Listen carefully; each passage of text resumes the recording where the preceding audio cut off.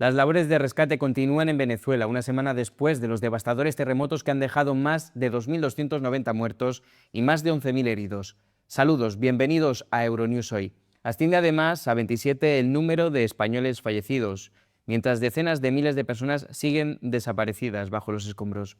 En Ucrania, al menos 13 personas han muerto en Kiev tras uno de los mayores ataques rusos de los últimos meses, con cerca de 500 drones y decenas de miles lanzados contra distintos puntos del país. La Unión Europea prepara nuevas sanciones contra empresas que apoyan la industria militar rusa.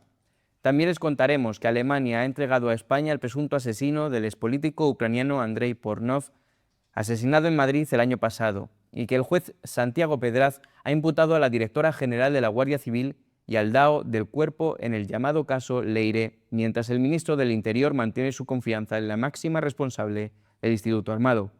Además, casi 1.200.000 inmigrantes han solicitado regularizar su situación en España. El Tribunal de Justicia de la Unión Europea confirma la multa récord de más de 4.100 millones de euros a Google por abuso de posición dominante. Vamos con la actualidad del día. En Venezuela, los trabajadores humanitarios advierten de que las consecuencias del doble terremoto de la semana pasada han derivado en una grave crisis sanitaria. Mientras los equipos de rescate internacionales continúan las labores de búsqueda ante la posibilidad de que aún haya numerosas personas atrapadas bajo los escombros. Una base de datos no gubernamental estimaba el miércoles que más de 40.000 personas seguían desaparecidas. Al día de hoy se contabilizan 2.295 personas fallecidas, 11.267 personas heridas. Estamos contando al momento 12.841 personas damnificadas. En cuanto a las personas rescatadas, ayer se suma el rescate de una niña y llegamos a 6.461 personas que han sido rescatadas por los más de 4.000 efectivos y brigadistas internacionales que se encuentran todavía hoy en el sitio de desastre, en la zona de desastre, buscando personas vivas. Miles de venezolanos desplazados duermen en refugios abarrotados o a la intemperie, sin acceso a agua potable. Venezuela sufre además una grave falta de personal médico, mientras los trabajadores humanitarios alertan de que los daños en las infraestructuras podrían favorecer brotes de enfermedades en las zonas más afectadas. Un buque portacontenedores extranjero encalló este miércoles en aguas poco profundas en el lado omaní del estrecho de Hormuz, mientras Teherán continúa insistiendo en mantener el control de esta vía marítima clave, según la televisión estatal iraní y varias fuentes oficiales iraníes. Irán afirmó que el encallamiento se debió a que el buque no utilizó la ruta aprobada por el país. La televisión estatal iraní no proporcionó más detalles sobre la identidad o la nacionalidad del buque. Se cree que la embarcación estaba utilizando el corredor de Omán establecido la semana pasada por Mascate en coordinación con la Organización Marítima Internacional como alternativa a la ruta designada por Irán. Teherán declaró que solo garantizaría la navegación segura a los buques que coordinaran su paso por el corredor iraní. El encallamiento es el más reciente punto de tensión en la disputa sobre quién controla la navegación por el estrecho.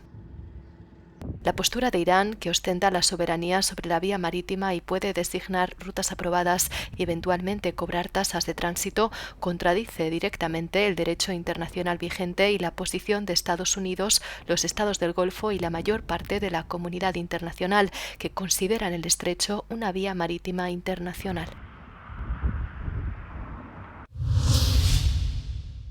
Al menos 10 personas han muerto y otras 56 han resultado heridas en un bombardeo masivo ruso sobre Kiev durante la noche. Rusia lanzó una nueva oleada de drones y misiles balísticos y de crucero contra la capital ucraniana, donde las explosiones se escucharon durante horas y afectaron a varios distritos de la ciudad.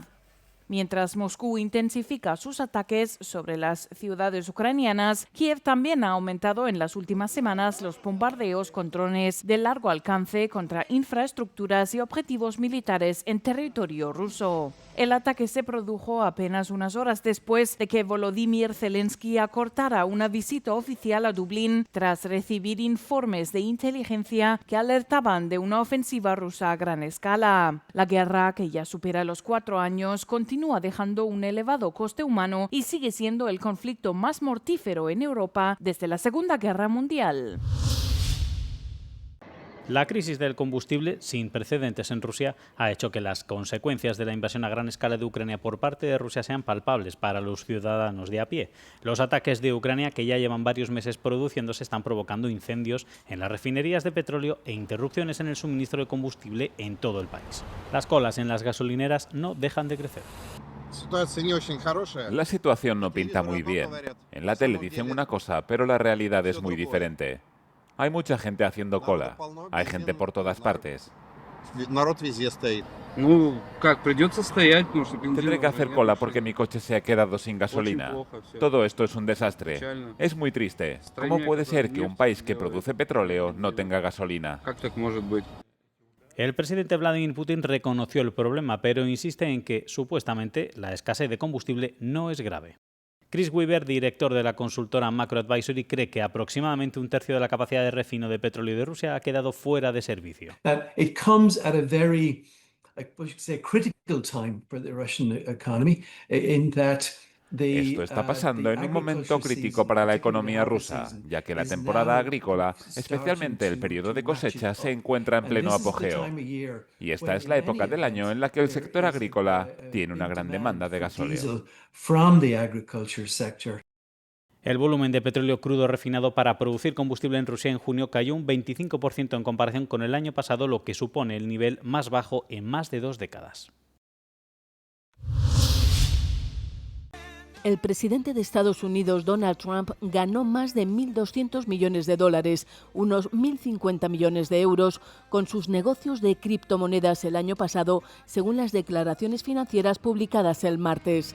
Trump insistió en que su riqueza se debía a su trayectoria profesional anterior, a pesar de que las ganancias estaban relacionadas con proyectos de criptomonedas lanzados durante su primer año de regreso a la Casa Blanca. ¿Saben por qué estoy ganando dinero? Porque la bolsa está subiendo. Todos están ganando dinero. Tiene un plan de jubilación 401k. ¿Y qué tal le va? Ha subido un 85%. Gracias, presidente Trump. Todos estamos ganando dinero. Yo gano porque tengo mucho dinero y mucho dinero en efectivo. Y se lo doy a las instituciones. Y ellas compran una gran variedad de cosas. Las empresas de criptomonedas del presidente Trump, creadas poco antes de su regreso a la Casa Blanca, ya generan más ingresos que gran parte del imperio inmobiliario que levantó durante décadas con su familia. 2 negocios concentran la mayor parte de las ganancias de Trump con las criptomonedas. World Liberty Financial, fundada por sus hijos en 2024, les reportó más de 500 millones de dólares, mientras que la criptomoneda Memes Trump generó otros 635 millones con la venta de tokens. La desregulación impulsada por Trump disparó el valor de las criptomonedas, un negocio que ha llevado su fortuna personal a triplicarse. La presidenta de la Comisión Europea, Ursula von der Leyen, inició este martes en Bakú una gira por el Cáucaso Sur, concretamente en Azerbaiyán y Armenia, pero en la que ha excluido a Georgia en plena crisis democrática e institucional. En los últimos años, Azerbaiyán ha demostrado ser un socio energético fiable y de confianza en materia energética para la Unión Europea. No hemos olvidado que en el momento en el que Rusia utilizó como arma la energía y cortó el suministro de gas a Europa, Azerbaiyán estuvo a la altura. Ustedes demostraron un liderazgo personal para promover la paz y la cooperación por toda la región. Juntos podemos hacer tangible la paz firmada en papel. La ausencia de Georgia se produce tras las sospechas de manipulación electoral en los dos últimos comicios por parte de Sueño Georgiano, el partido prorruso gobernante. La visita de von der Leyen se produce en un momento en el que, desde la invasión de Ucrania por parte de Rusia, la Unión Europea ha estado trabajando para diversificar sus suministros energéticos. Oriente Medio ofrece una ruta alternativa que une Europa con Asia Central y China sin necesidad de transitar por Rusia. Esta es una visita significativa porque refleja cómo el Cáucaso Sur se ha vuelto estratégicamente importante para la Unión Europea. Esta es la primera visita de Ursula von der Leyen a Azerbaiyán desde que se firmase el proceso de paz con Armenia. Su última visita fue en 2022. Nos encontramos en una fase muy activa en nuestras relaciones entre la Comisión Europea y Azerbaiyán. Se trata de un dinamismo sin precedentes en nuestra relación. Es la primera visita de von der Leyen a Azerbaiyán desde 2022 que ocurre tras la firma del proceso de paz con respecto al conflicto de Nagorno-Karabaj entre ambos países. Varios comisarios europeos de alto rango también mantuvieron negociaciones en Turquía, en las que abordaron temas como la seguridad regional, la migración, el comercio y la unión aduanera. Irlanda asume la presidencia rotatoria del Consejo de la Unión Europea con el objetivo de impulsar dos de los grandes dosieres comunitarios de los próximos meses: las negociaciones del presupuesto europeo para el periodo 2028-2034 y el avance de la unión de los mercados de capitales para reforzar la competitividad y la inversión de la Unión Europea. Irlanda ha asumido oficialmente la presidencia rotatoria del Consejo de la Unión Europea durante 6 meses, sucediendo a Chipre. Irlanda dirigirá las negociaciones entre los otros 26 Estados miembros y elaborará compromisos delicados y a veces frágiles que puedan satisfacer a todas las voces dispares presentes. En la agenda de Irlanda figura un nuevo paquete de sanciones contra Rusia que esta vez tiene como fecha límite el 15 de julio. Si no se llega a un acuerdo para entonces, la Unión Europea revisará automáticamente su límite máximo de precios para el petróleo ruso. Debido a la continua inestabilidad del mercado energético, la fórmula elevará el límite máximo muy por encima de los $44 por barril actuales y otorgará alivio económico a Moscú en un escenario políticamente insostenible. En cuanto a la ampliación, Irlanda desea desbloquear los 5 clústeres restantes con Ucrania, pero es consciente de la arraigada reticencia de Budapest. Dublín espera que 1 o 2 clústeres puedan abrirse antes de las vacaciones de verano y que los restantes se aborden gradualmente después. Irlanda tendrá que afrontar de frente el próximo presupuesto septenal de la Unión Europea. La presidencia anterior, ostentada por Chipre, provocó la indignación de los países frugales tras proponer un recorte moderado del 2% al presupuesto original de la Comisión de 2 billones de euros.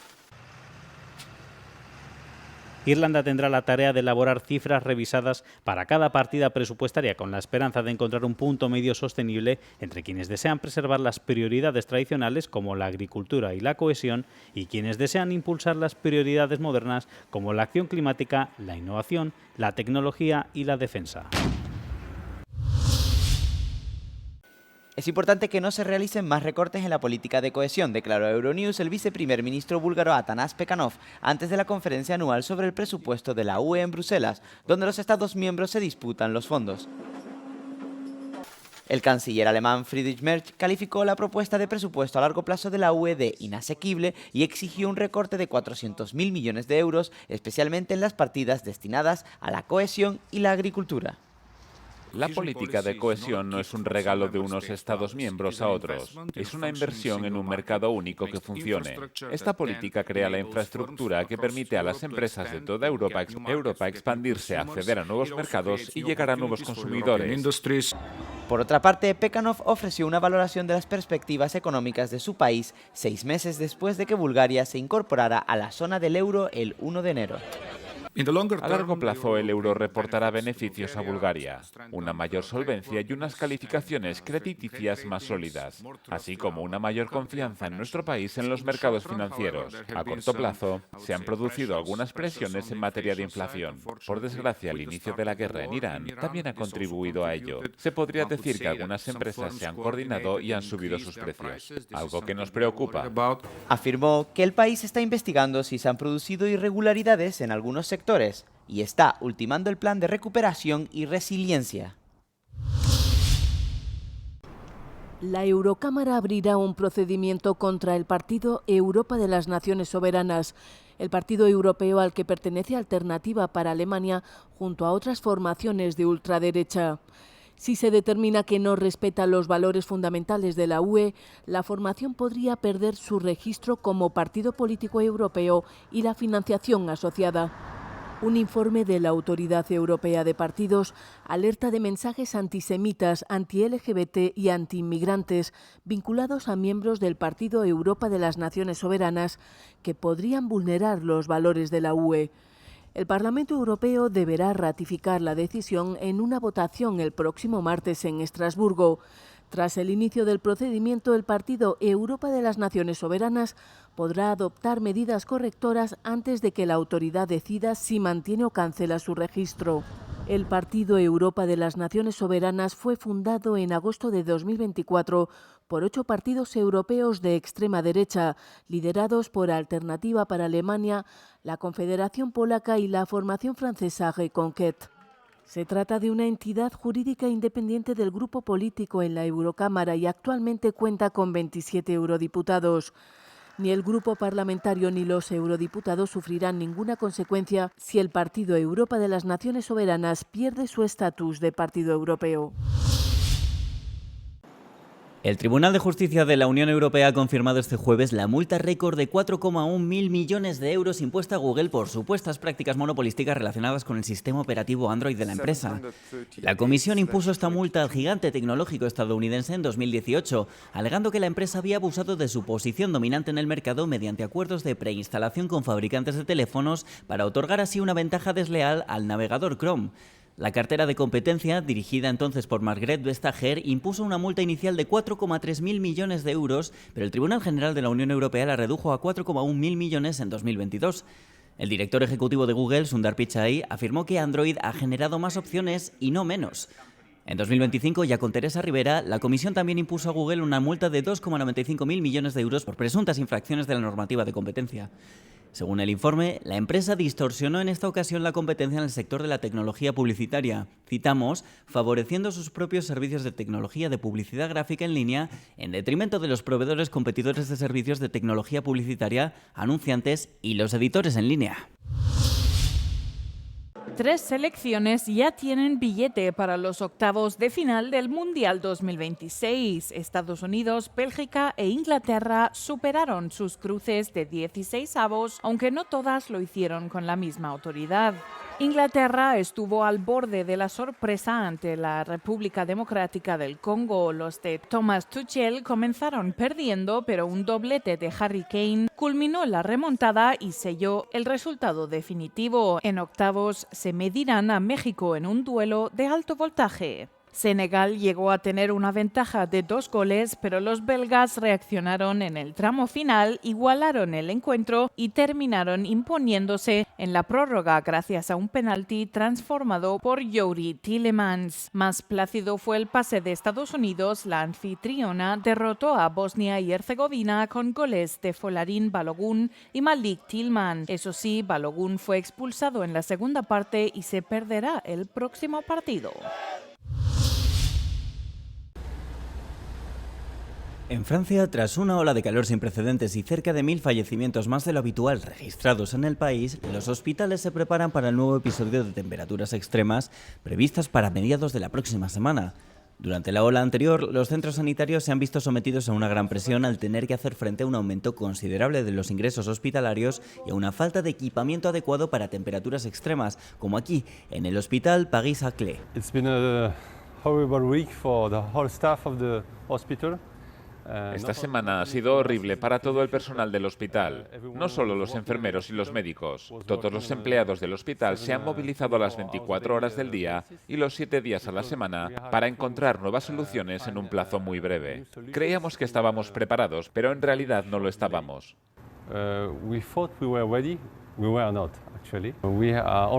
Hemos extraído varias lecciones de este suceso. La primera es que hay que adaptar los edificios, así que hemos empezado a instalar aire acondicionado.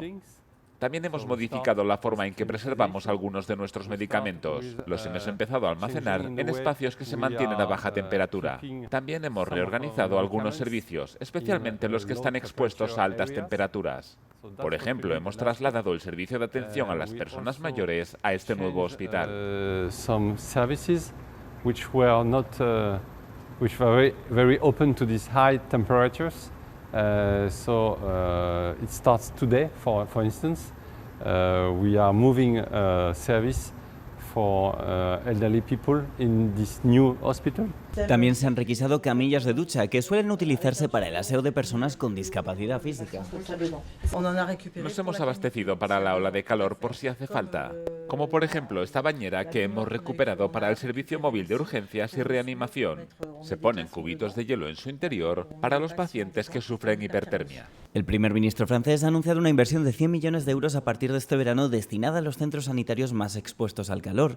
Sébastien Lecornu también ha prometido 30.000 aparatos de aire acondicionado con las primeras entregas previstas para principios de la próxima semana. El Partido Ecologista, que considera que estas medidas llegan demasiado tarde, tiene previsto presentar próximamente una moción de censura contra el gobierno. La portavoz del Ejecutivo, Maud Rillon, ha reaccionado el miércoles afirmando que una medida de este tipo no detendrá al cambio climático.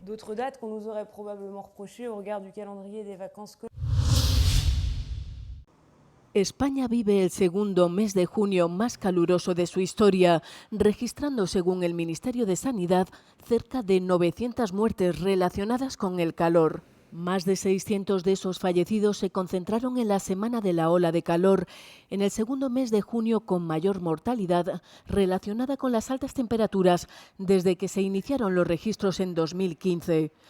La temperatura media en la España peninsular fue de 23,2 grados centígrados, 3,2 grados por encima de la media del periodo 1991-2020. En los días 22 y 23 de junio, España registró los 2 días más calurosos en un mes de junio desde al menos 1950. Solo junio de 2025, con una media de 23,6 grados centígrados, fue más caluroso.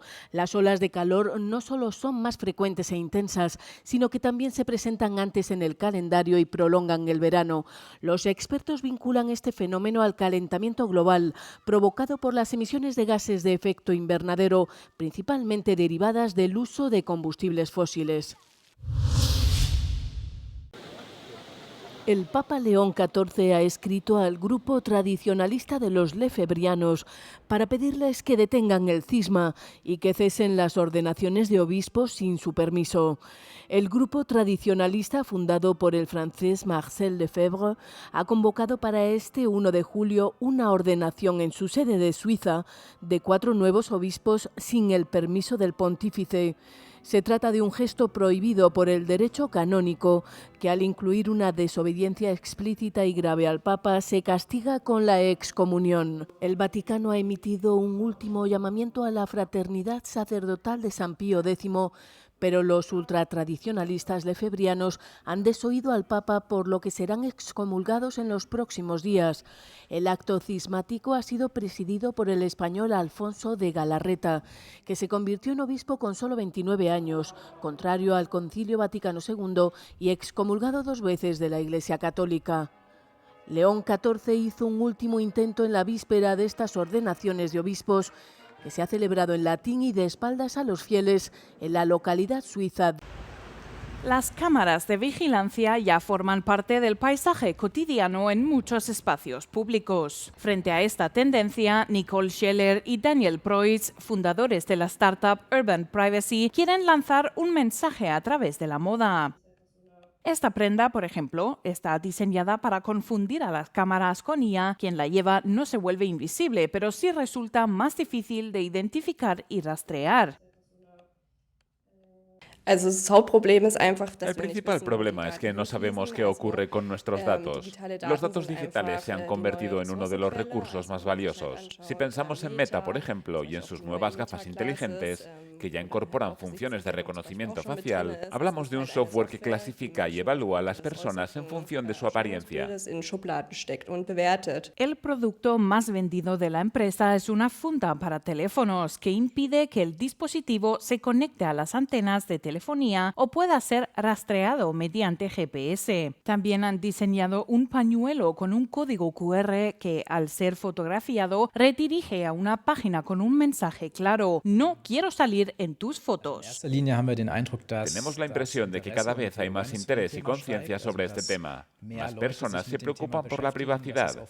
Se habla más de ello en distintas plataformas y aumenta el interés por saber cómo protegerse del rastreo.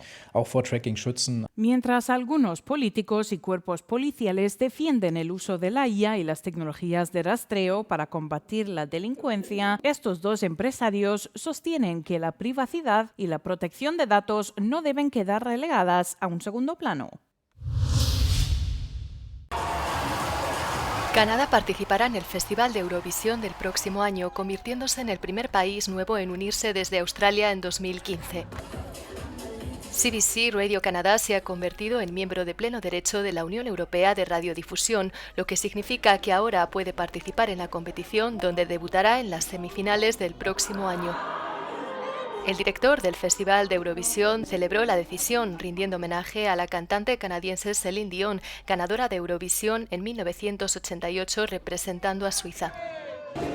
El interés de Canadá por Eurovisión es alto. Para la 70ª edición del Festival de Eurovisión, celebrada en mayo, Canadá se situó entre los 3 primeros países en la votación del resto del mundo. Los canadienses también figuraron entre los mayores compradores de entradas fuera de Europa. El Festival de Eurovisión 2027 tendrá lugar en Bulgaria tras una final en la que el país destronó a Israel.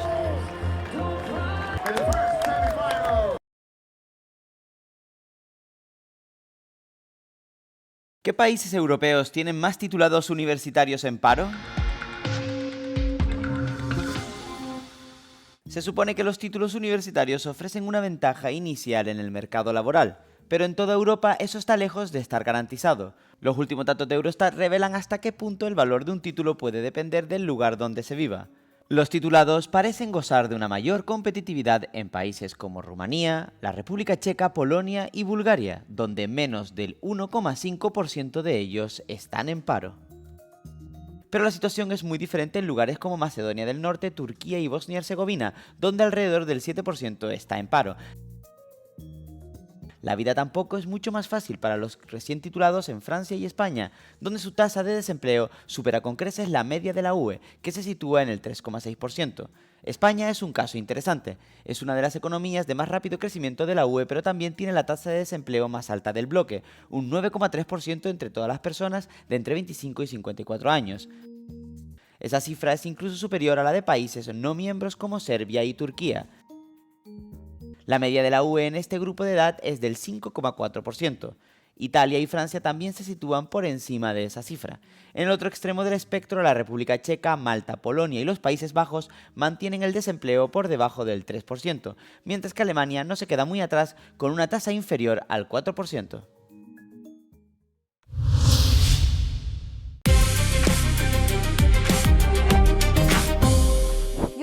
Hola y bienvenidos a theCUBE. Hoy en día en las redes sociales cualquiera puede presentarse como un experto y no necesita ninguna prueba que lo respalde.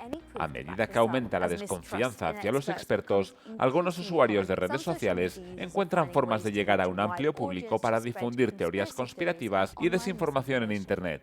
Hablamos con investigadores que trabajaron con una muestra de la población de Estados Unidos antes de ampliar la perspectiva y evaluar el impacto más general de estas tendencias. Descubrimos que la gente en la que más confía la gente es un experto famoso. Así que si hay un doctor famoso, como alguien que sea asesor de la Casa Blanca, que cuente con millones de seguidores y que sea doctor, esa persona es la que goza de mayor credibilidad. Alguien que solo sea una celebridad y no un experto ocupa el segundo lugar en cuanto a credibilidad. Y en tercer lugar están quienes tienen títulos profesionales en su biografía. La cuestión es que cualquiera puede poner cualquier título en Instagram. Yo puedo decir que soy microbiólogo, pero no lo soy. Los investigadores advierten de que bastan unas pocas publicaciones en las redes sociales para que los usuarios se formen opiniones firmes sobre un tema del que no saben nada. El umbral a partir del cual la gente empieza a creer que son expertos es muy bajo. Si te expones a entre 5 y 7 datos coherentes, empiezas a comportarte como un experto. Así que da igual si la información que recibes es verdadera o falsa, no importa. La información que es legítima y aporta un contexto adicional importante, pero que llega más tarde a los usuarios de las redes sociales, corre el riesgo riesgo de tener muy poco impacto en las opiniones de la gente. Te conviertes en un experto y una vez que empiezas a pensar así, interpretas cualquier otra información que verifique los hechos como un ataque a tus creencias fundamentales y tus propias creencias. Y tus propias creencias se vuelven cada vez más fuertes en lugar de debilitarse.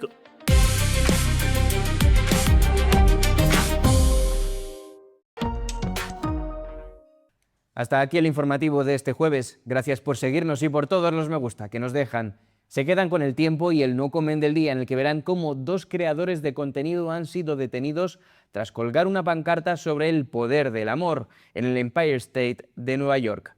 La acción fue compartida por la propia pareja en redes sociales. Además incluyó, como verán, una pedida de mano de vértigo. Buenos días, buenas tardes, buenas noches. Euronews, el tiempo.